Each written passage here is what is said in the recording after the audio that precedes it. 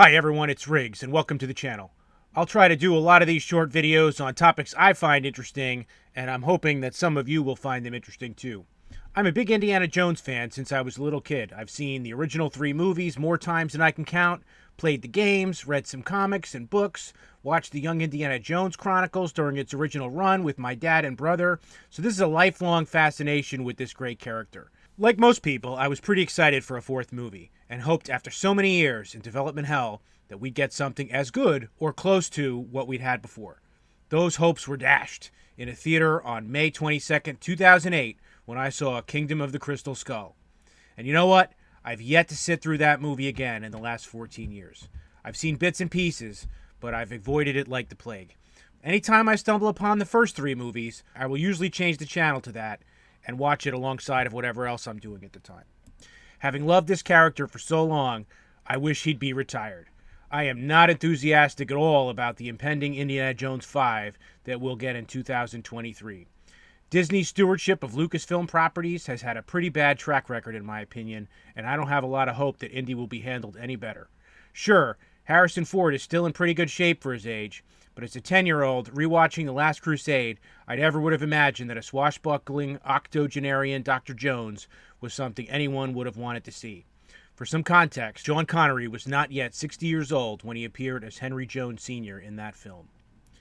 To recap some of the news I shared in our live stream the other day, the gist of what I'm seeing as far as leaked plot developments is that Indiana Jones will encounter a younger, plucky female character. Apparently, we're now learning that this may be his goddaughter. Chase down a MacGuffin and travel through time to the 1930s, where he will encounter Nazis again, as well as his younger self. It looks like both young and old Indy could meet their demise, and the mantle will be taken up by Phoebe Waller-Bridges' character, with a possible Disney Plus show on the horizon. There are also reports of disastrous test screenings, mix-and-match plot elements and endings, and all sorts of infighting between Lucasfilm brass and director James Mangold. All of this should be taken with a grain of salt, but to me, a lot of it rings true.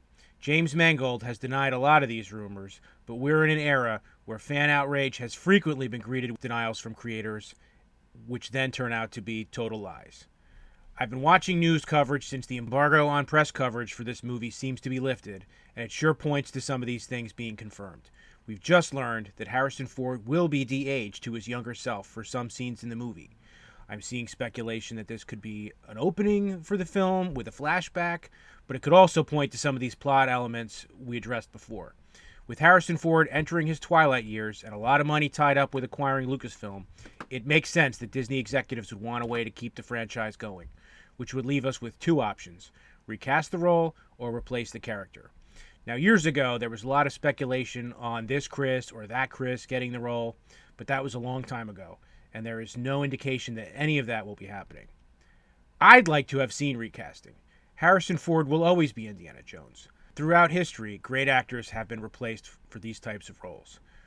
We talked about Sean Connery before, and there's certainly been enough James Bonds. A Fountain of Youth plot with an old Indy, Harrison Ford going in, and Chris Pratt or some other actor coming out, to me, would have been a perfect way to execute that. I'm going to stay on top of this so you don't have to. Subscribe to this channel and hit the notification bell, and I'll make sure to keep you updated on all the bad news that's sure to be coming down the pipe for this movie. If it looks like it's going to actually be good, I'll be sure to let you know about that too. There's nothing I'd like more than to see new, great Indiana Jones stories out in the world. What do you think? Leave a comment below and maybe we'll talk about it. Thanks for watching, and I'll be back soon with another video.